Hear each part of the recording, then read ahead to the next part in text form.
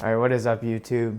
So you're probably watching this video because you either work in the trades, you're trying to lose weight, and you just want to learn something about fat loss and just how to build a better life. No better way than taking you guys through a day in my life. For this morning for breakfast, this is super crucial. If you were trying to lose weight and you want to have a good start to your day, you need to understand that if you're not having a good breakfast, you are not going to be successful in any way. You are literally setting yourself back for the day. Now, I highly recommend to stop going for snacky food, stop going for cereal, stop going for Tim Hortons, stop going for coffees. Start your day off with something that is high in protein, it's got some fiber, some fat, a tiny bit of carbs. You don't want to front load too many carbs in the morning because it just spikes your insulin and then you get screwed over for the day. However, I typically go with eggs. I can literally tell you 8 million things, but eggs are the fucking best thing. Just have eggs, okay? Don't be weird, just have eggs. The time crunch, I'm in my pajamas still because I've been editing some content, getting some stuff out for you guys. However, we are gonna be going to the gym right now, or we're gonna be going to the pool right now, so I'll catch you guys in the car. Alrighty guys, so we got to the pool. We're just about to go in. It's been really on my mind this whole car ride. Just thinking about faith in God, and I'm very big into faith. I don't know if you guys are, whoever's watching this video, so be it, but I just feel very it's a weird feeling with being with God. It's like some days I'm there and some days it feels like he's so far away, and it's a very scary feeling because quite honestly, everything that happens in your life, everything that happens in life is, I'm a firm believer, it's from God. I think he's literally in the driver's seat of my life and for a lot of people's. And I just feel very distant from God. I feel like he's calling me to do more, but I'm not doing enough. And it puts a bit of pressure on me.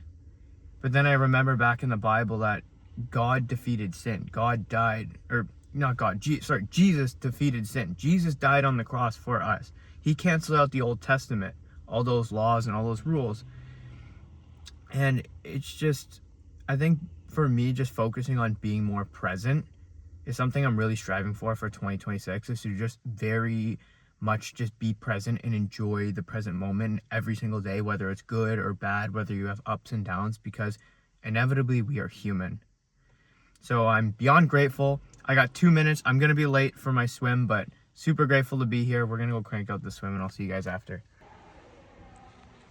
It's always the silent daily actions and habits that you do that will dictate and determine that big, long result, which is essentially delayed gratification and a different explanation. And you see my page and it's mainly about fat loss, but I really want to shy away from the fat loss and just talk about the identity for a second. Fat loss, if I didn't achieve the discipline, the habits, the systems, or anything in check, I would not have gotten myself to where I am right now. I would not have improved in another facet of my life, which is completely random. It's swimming, right? And that's the thing right there. And it's interesting because if I didn't achieve my fat loss, if I didn't develop those systems and those habits and change my life, I would not see the impacts of this. I would not see the impacts on my endurance training or other facets of my life. And so what I'm telling you is that if you want to lose weight and you want to get in shape, fat loss isn't just about the goal. Fat loss isn't just about achieving the weight. Fat loss is a life-changing thing. It's to change you as a person, and that matters a lot more than the weight being dropped. And today was a prime example to show that my past actions of losing 40 pounds and just sticking to those habits and building my identity and character over the time shows how I just improved into another facet of my life that has nothing to do with fat loss. And that's why I'm so convicted and passionate that vast majority of you guys just don't have systems in place. And we begin to think that because our lives get busy or we don't have enough time or we have kids to show up for, or it's expensive, it's hard to get into fitness and all this stuff. It's like you're thinking about every single thing at once, but you're not thinking about the thing that's right in front of you. And that's the first step. And that is just noticing that you need to change and noticing that what cost does it take, really? And at what cost does it take to develop systems and habits in your life? Nothing. you could do the most cost-free one. That's like waking up in the morning, making your bed in the morning, going on a 10-minute walk. It costs nothing to go outside. Light, fibrous, satiating, ties us down. Sure. Had a couple client check-in call. We're just cutting up our pre-workout meal here. So that's what I'm talking about. I was talking about carb loading, and it's important, one of two things when you're prepping your pre-workout meals. The first one's going to be you want to always have your meal like over an hour before you go to the gym. Now, a lot of people are like, oh, well, you need quick converting carbs. Your body needs the ability to digest those carbs and get them through your system in order to actually have energy. So you need to be eating them early. And second is, this is the biggest problem people miss, is that when you have carbs before your lift, you need to be mixing in fats, especially when you're in a deficit. Especially when you're inside of a deficit, you must be mixing your carbs in with your fats and protein, because what you need to know is that if you don't have anything to slow down the digestive tract, you're literally gonna like burn through that energy and be so hungry. And that's what I see with a lot of people. A lot of people just have rice cakes, but you need something on it, like nut butter. You need something, or protein, some form of protein, anything in there to help you out. Because if you don't, your insulin sensitivity is gonna you're gonna spike your glucose, and that's gonna drop on you, and you're gonna feel like shit an hour later.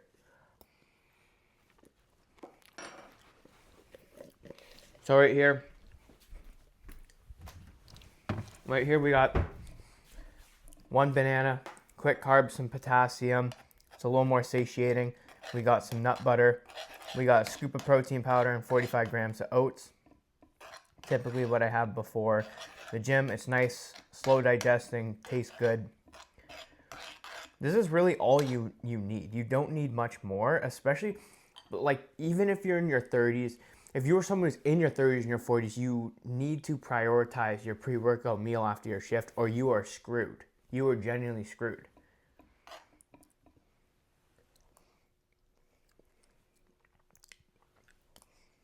Oh, God. Shit's gas. First off, I want to apologize, guys. Yes, I'm going to fix my light. I'm an electrician. I understand this fucking light is broken, but I really want to talk about two things here. The first thing is that I was meaning to record the video yesterday, and then the gym was packed and I forgot my mic at home. So I was like, shit, I wanted to film. Anyways, I thought it was only fair to make it up to you guys to come into the next day. So we ended up actually moving my bike's in the morning, but we ended up moving my run over from yesterday into today, because I was like wanting to prioritize my rest, and it's super important to do that.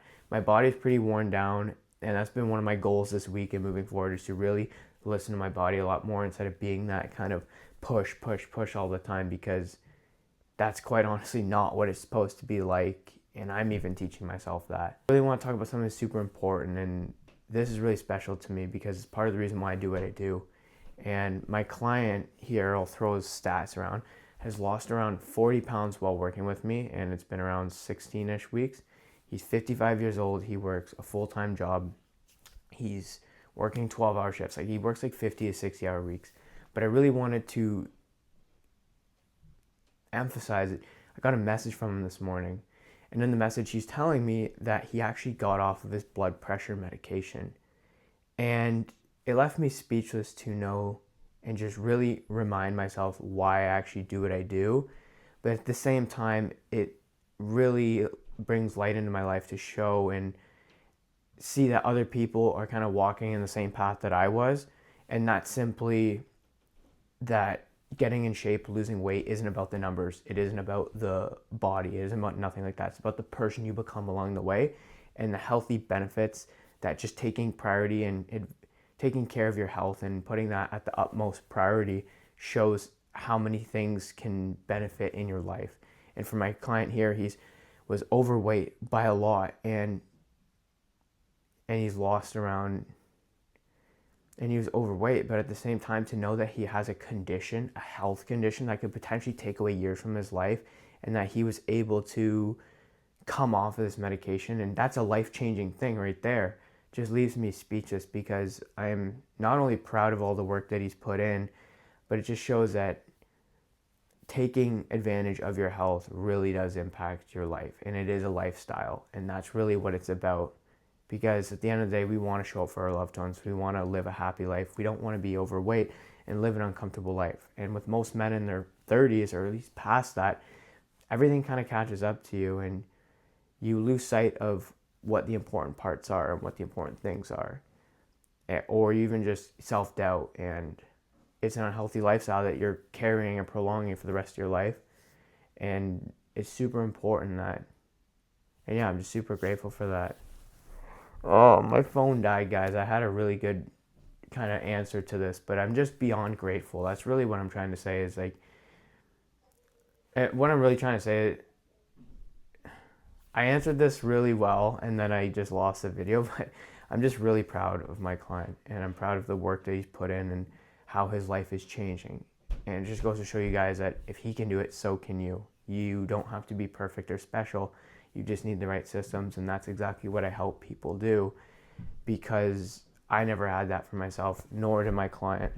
And yeah, so I just want to get out one more thing. If you're in a fat loss state, here's something super important that you need to know is when you start your fat loss, you want to prime your metabolism. You want to get your metabolism constantly running all the time. And the one thing I see with a lot of people is, I don't even push it a lot, is fasted cardio, but it's such a useful tool, especially for waking up your metabolism. So you understand that you have your zone 2 heart rate zone, and then you have your zone 3, zone 4, zone 5, and then I think it's zone 6 or lactate threshold, whatever it is.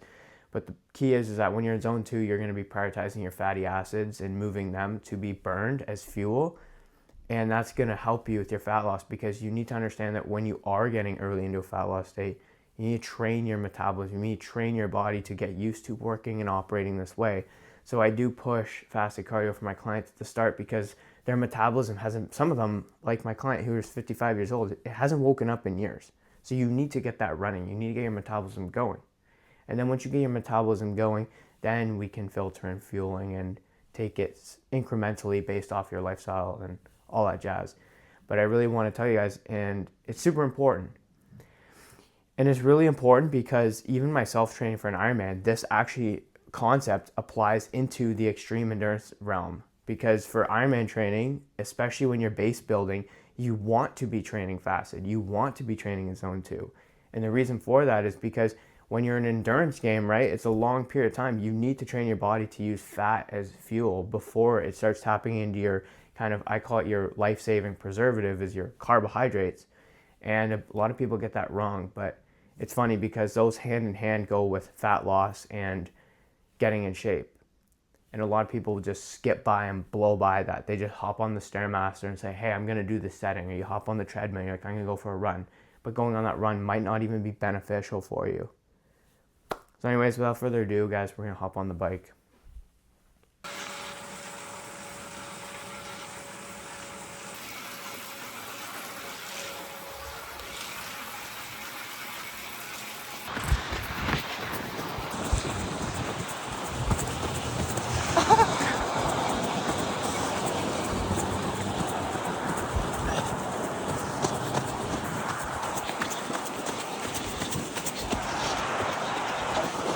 We finished the bike, and yeah, we're just going to chill out for the rest of the day. Not a whole lot's going on. It's kind of a bit of a deload day, and I'll catch you guys in the next episode.